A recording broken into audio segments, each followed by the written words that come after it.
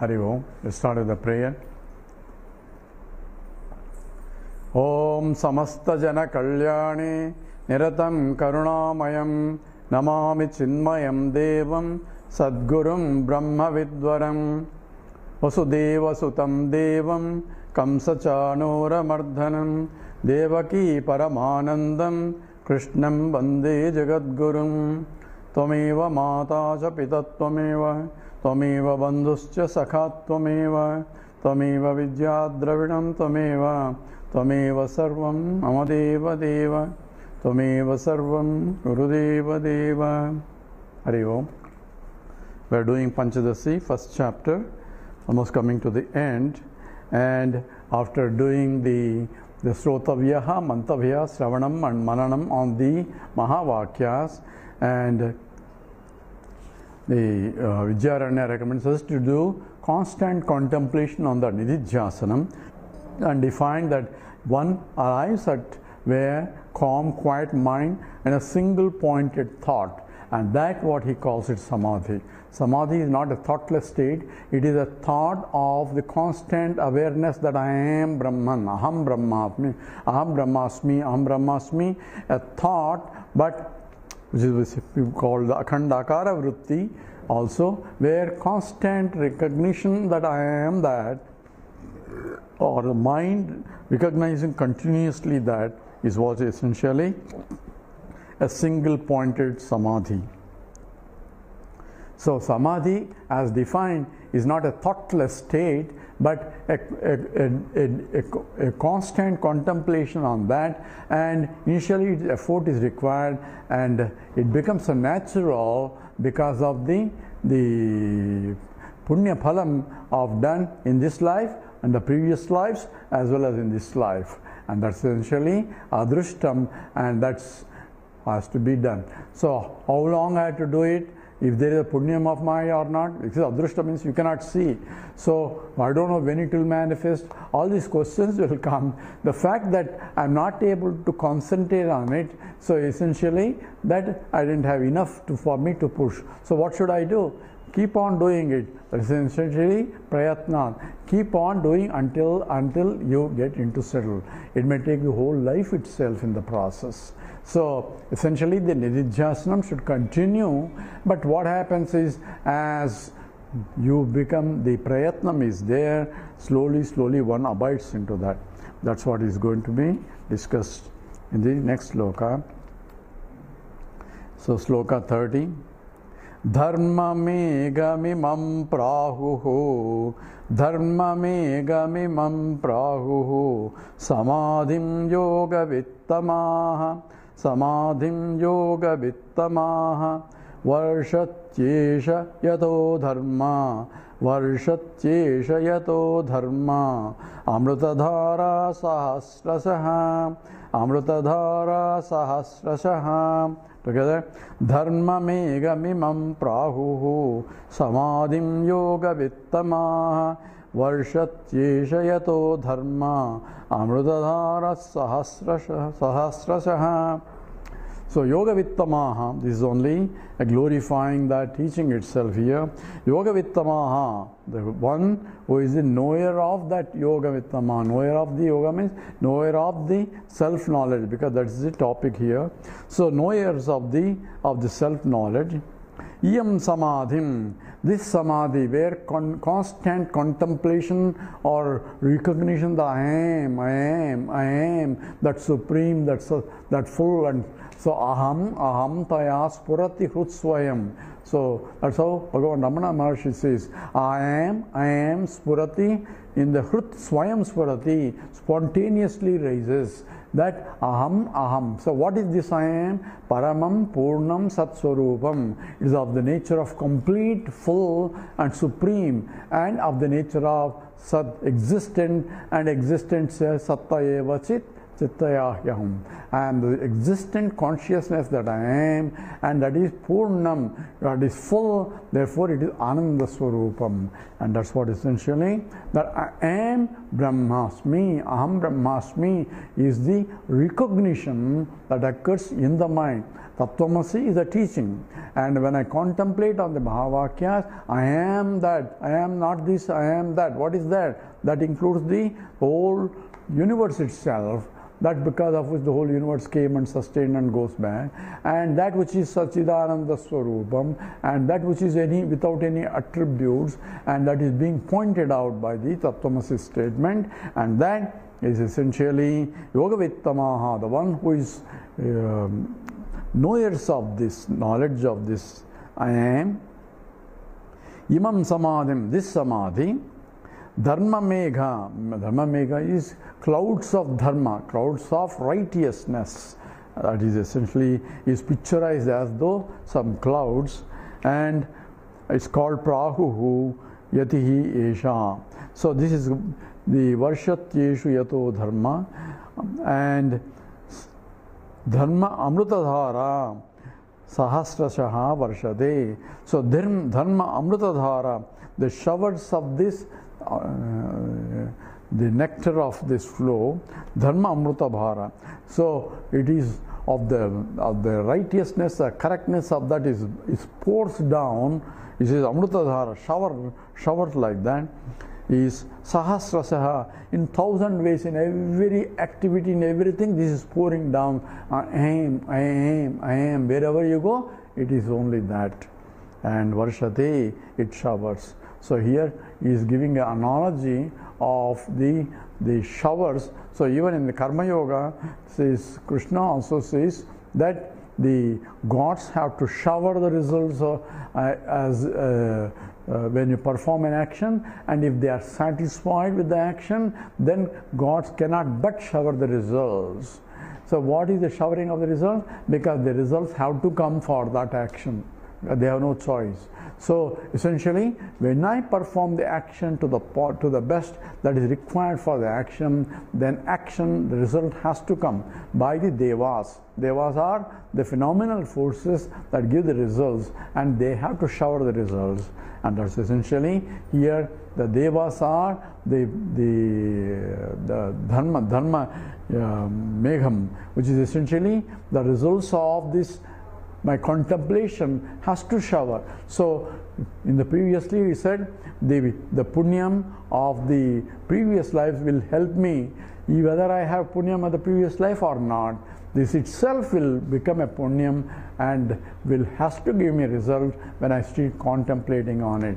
So that is the promise of the scriptures, and that's what is emphasized. Let's do 61. Amuna vasana jale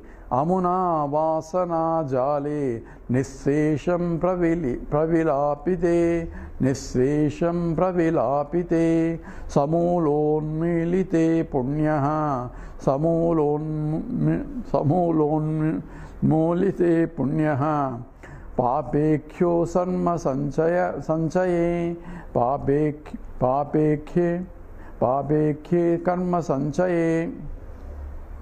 Together, amuna vasana jale nissesham pravilapite samulonmilite punyaha papekhe sarma sanchaye. So amuna means by this samadhi. Amuna is by the samadhi. Vasana jale. Vasana jala means network of vasanas. So this interconnecting network of the vasanas. Vasanas are the karma, expressed as karma is the cause for the creation. That's what Krishna said in the 8th chapter. Karma means the samishti vasanas are where it's called karma there. He says in my case it is my own vasanas is cause for my own birth, and therefore the vasana jale, as long as the vasanas are there, I cannot but be born to exhaust those vasanas. And in the process of birth, if I make more vasanas, again it goes back. So this vicious cycle, Krutimohodado Patanakaranam, says a vicious cycle is being created. I cannot get out of it until, as Vidyaranya says, a Mahatma, out of compassion, he lifts the insect that are caught into the whirlpool and takes it out and puts it comfortably under shade, not under hot sun, under a shade, so that it can recover. So that analogy is used where the Mahatma uplifts my mind and says and points out in the right direction, and that is essentially what the teacher is. So I cannot but the immense gratitude to the teacher automatically flows out of this. So amana vasana jale nissesham pravilapite, without any sesham, without leaving anything, completely gets dissolved by this process, by the amana means by this samadhi. Samolon milite punyaha papekhe punyamha papaha akhe karma sanchaye. So samulam, with the roots. So afterwards again roots doesn't germinate. So samulam unmilite, it's as though pulled out, and punya papa akhe, all things that are known as punyam papam, both are, punyam is also a burden, papam is also a burden, both are removed as with the roots, karma sanchaye, by the total karma of all that is been, sanchaya means, so total sanchaya karma and so on has been rooted out along with this.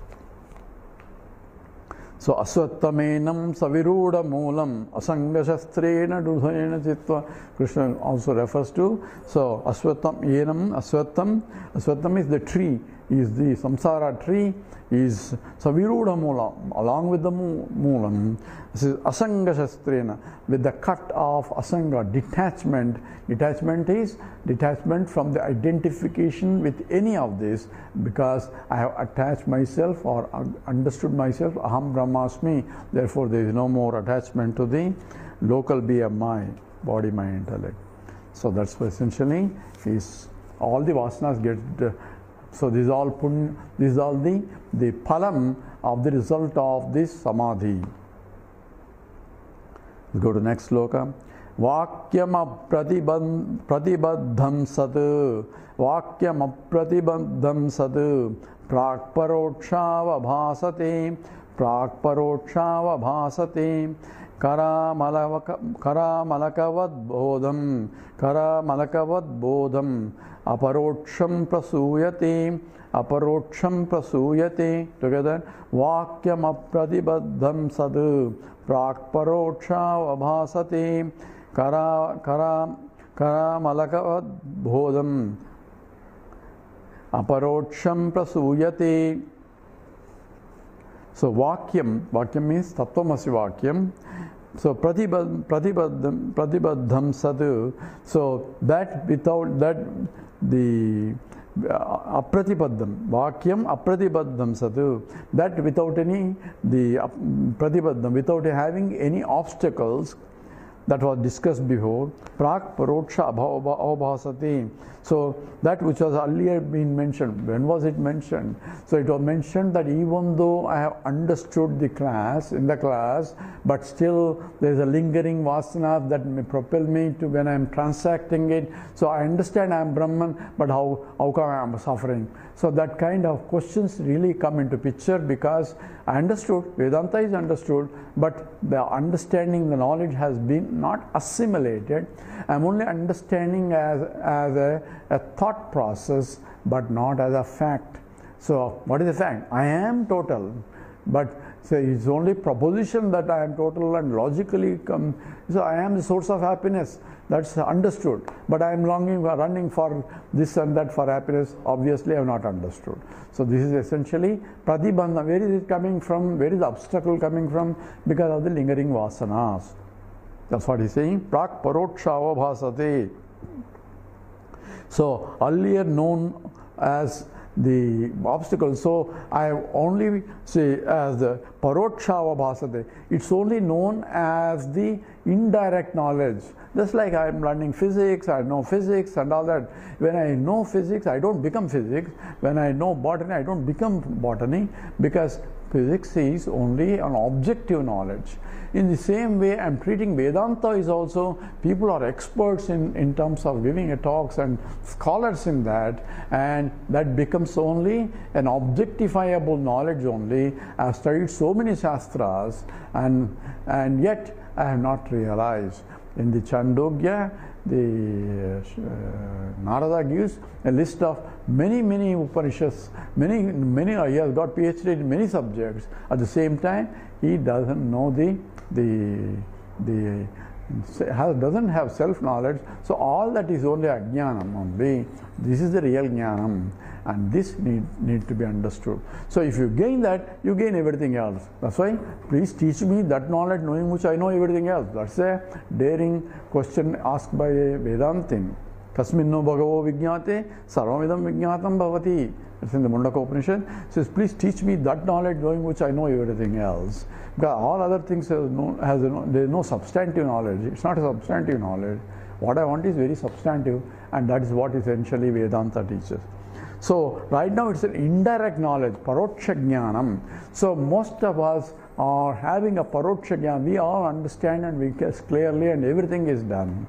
At the same time, it's not internalized that I am that. In fact, is because of pratibandham, because of the obstacle. Obstacle is coming from the lingering vasanas. Therefore, the recommendation is nididhyasanam. Therefore, the uttamada adhikari immediately understand and realizes.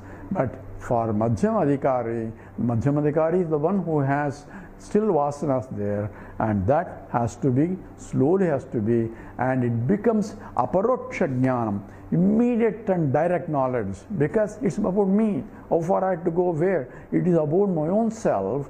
Until then, yes, I am this is only a thought wise, and it has to be understood as a fact. That's what J. Krishnamurti also says. It's not an understanding as a thought, but it's an understanding as a fact. And that understanding is called aparoksha jnanam. The word itself is beautiful. Pratyaksha jnanam is directly saying. And opposite to pratyaksha is the paroksha. That means away from things that I cannot see. Something happening somewhere in Argentina or somewhere else, I won't see because it's too far away. So it's paroksha jnanam. If somebody tells me, it's only indirect knowledge. So the paroksha jnanam, somebody went to Latin America and they went and they saw a beautiful bird and came back to me and tell, hey, we saw one beautiful bird. What's a beautiful bird? You know, it is called agau bird. Hey, agau bird? Yeah, agau bird. How do you spell? It's A-G-A-U, agau bird. So what is A-G-A-U, agau bird? Because it has a A-G silver and A-U gold. It has one wing is silvery, another wing is gold, and it is a bird with one wing is a silvery bird, one thing like that, and flying like that, and it's a very rare bird itself. That's why it's called agau bird. So now I have a knowledge of in the Latin America, I know what is agau bird is. So with that, that's only paroksha jnanam. But when I happened to go to South America, and when I went to a forest looking around, suddenly I saw that bird, agau bird. So immediate knowledge comes, because what I see, already I have heard what has been said about agau bird. So the knowledge flashes in, and when I see it, that becomes an immediate knowledge about the nature of the bird. And that's called aparoksha jnanam or pratyaksha jnanam there. Here, it's not a pratyaksha jnanam, it's not a paroksha jnanam, it's called aparoksha jnanam. Aparoksha means not indirect knowledge. Not indirect means it appears to be indirect knowledge. Paroksha jnanam, it becomes a aparoksha jnanam because it's about my own self. Therefore, by constant contemplation on the nature of the reality, it becomes my own knowledge. That's what it says. Aparoksham prasuyate. So achieved the knowledge of that, I became a just as kara amalakavadu. So kara amalakavadu, just as like a fruit in my hand is direct and immediate also. It's not some hypothesis or something. It is immediate and direct, and a jnani understand that I understand it. Not that he understands it as an object, I understand as I am the fact. So who knows that? He alone knows it. He understood it. What about other people? Other people may understand this, may understand, but they have no way of judging somebody else whether he is a jnani or not. So Jnani doesn't declare that I am a Jnani. Why? Why doesn't he declare I am Jnani? To whom he has to declare? First of all, there is nobody else other than him. He understood everything else is Mithya. So, but even if he tries to announce it, so what is up? Oh, I don't think so. Oh, you are a Jnani, but I don't think so. So what good is that? So the other person's only faith, he has no way to judge whether this person is Jnani or not. So he has to again assume whether to accept or reject based on his own vasanas. So why unnecessarily to say anything? So Jnani, no Jnani declares that I am Jnani, because it is useless, because it's left to the faith itself. But a student has to recognize that my teacher is realized, so that I have a faith in the teaching itself, because it says Brahmanishtam Sotriyam Brahmanishtam Tad Vijnanarsam Gurum, that he is established in that. So I'm getting what I'm getting is the actual truth, what he is experiencing also. So that faith will help the student whether the teacher is realized or not. That's important. Let's do next sloka. Paroksham Brahma Vijnanam Shabdam Desika Purvakam Buddhi Purvakrutam Papam Krishnam Dahati Vaknivat. So Paroksham Brahma Vijnanam Shabdam Desika Purvakam. So in the Desika Purvakam, from the teacher, Shabdam Shabda Pramanena, that is Saptamasi, Paroksha Brahma Jnanam, indirect knowledge of Brahman has been obtained. So Buddhi Purva Krutam, and the contemplation by the Buddhi, Krutnam Papam. So all the sins is Dahati Bhaknivatu. So when whatever that is through the teaching of that, some of the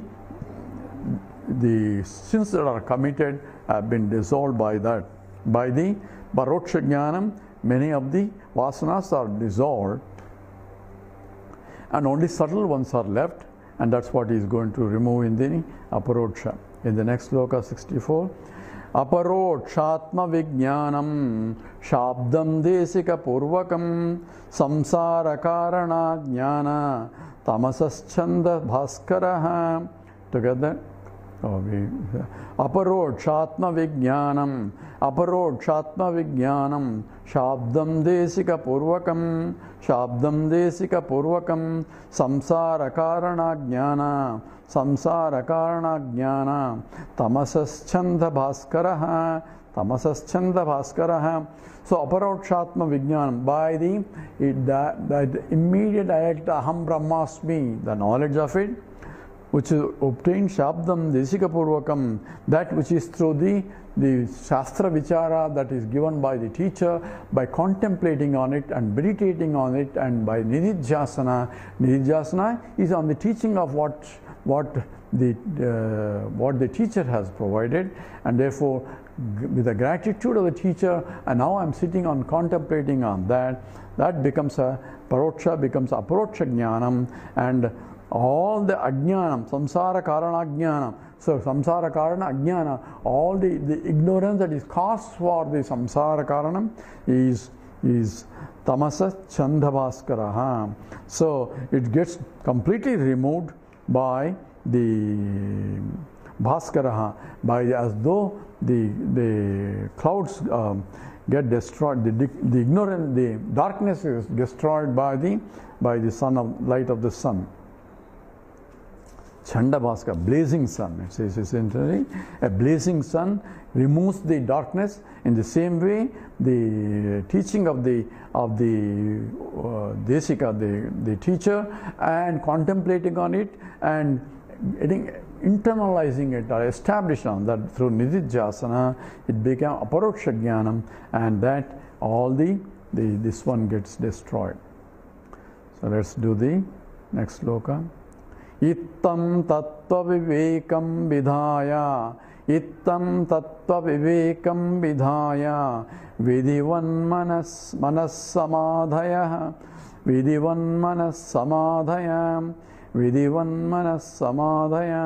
vigalita samsruti bandhaha papnoti param padam papnoti param padam, naro nachirat, naro nachirat. So together, ittam tattva vivekam vidhaya, vidivan manas samadhaya, vigalita samsruti bandhaha, prapnoti param padam, naro nachirat. It's a little different meter here. So naraha, that is a jiva, ittam in this way. So this is a summarizing statement of this chapter, the last sloka of this chapter. In this way, in what way? We have to go through the whole process of this chapter. So he is essentially concluding here, ittam tattva vivekam vidhaya. So tattva vivekam, the analysis of the truth using the Mahavakya. So vidhivan, so vidhaya, vidhivat manaha samadhaya. By the vidhivat means by proper technique, the mind having established in that, and samsruti bandhaha, so samsara bandha vigataha, so the destroying the bonds of the samsara, bondage of the birth death cycle is having liberated from. So prapnoti, so nachirat param padam, prapnoti so paproti nachirat param padam. So one gains the highest state, param padam, supreme, that means there is nothing beyond. And param padam, this is the apnoti, this is achirat, how long it takes? Not long, this is not too far, within time he will reach, depending upon, because there is no particular time, depending upon the extent to which he can abide in the knowledge. So once he is abiding in the knowledge, he becomes a jiva. He realizes, but he has a visa that he can always come back in the local level with the BMI, occupying the BMI with that knowledge now, and still transact in the world until the prarabdha drops out. Prarabdha is the body, mind, intellect is maintained because of the prarabdha, that because of which the body, mind, intellect are born. Until that drops out, it will continue. Also sometimes the samashti prarabdha keeps that body, mind, intellect, because we need a teacher who is a realized master, and for us to teach, for him to teach, he needs the body, mind, intellect, and he has to identify with the body, mind, intellect in order to teach. Otherwise he cannot teach, because he has to use the karmendriyas and jnanendriyas for him to teach. So even when Shankara writes the Bhashyam, he says, I am writing it, and when he is writing it, he has to identify with the local upadhi, and therefore he also identifies the teacher who taught him, therefore he, or the Ishvara, therefore he first sloka itself is either the Lord is invoked or the teacher is invoked. So that is part of the transactional world where he has to identify with the local body. So here says, once you have recognized, so this is the goal of life, this is the very meaning of life, and this is the essence of life itself has been accomplished. Kulam pavitram janani krutartha viswambara punyavati chatena. By that process, the whole kulam itself is purified, and the mother who gave birth to that kind of soul itself, she is blessed indeed to have a son who has realized. Kulam pavitram janani krutartha viswambara punyavati chatena. The whole world itself is glorified because of the presence of that Mahatma, and that's essentially the glory of Atma Vidya. And with that, we completed the first chapter of Panchadashi, and we have done already second chapter all the way, and we did in fact second chapter and the fifth chapter and the first chapter, fifth chapter and the 15th chapter also. 15, 10 and 15, 5, 10, 15 also we have done, but we have also done the second, third, fourth, all the way up to 6th, or in the middle of the 6th. What I am going to do is the audio, the videos are available on the YouTube under Acharya Sadaji. So there are done by the Advaita Academy, and we continue now from the middle of where we left with the background little bit to give, so that anybody who wants to watch can continue the process. In the 6th chapter, we will summarize what has been done and think about the 4 Mahakasha, Jalakasha and so on, all that being analyzed in the 6th chapter, and that's more important in terms of Mananam and all that. The essence of whole Vedanta has been packed in this 1st chapter itself. So one end to the other end, including Samadhi, the Vidyaranya has completed. Only the rest of the chapters are commentary on this, and for that, for a Manana Pradhanam, and for those who want to know why and what not, and that is what important. But listening to the 1st chapter again and again itself clarifies the Vedanta. So I took more elaborately this time to discuss the essence of the Vedanta. So many videos on this, only because this gives you the complete story, and we will continue so that at least whatever we can complete about the Panchadashi before we take any other text. With this, we'll stop here.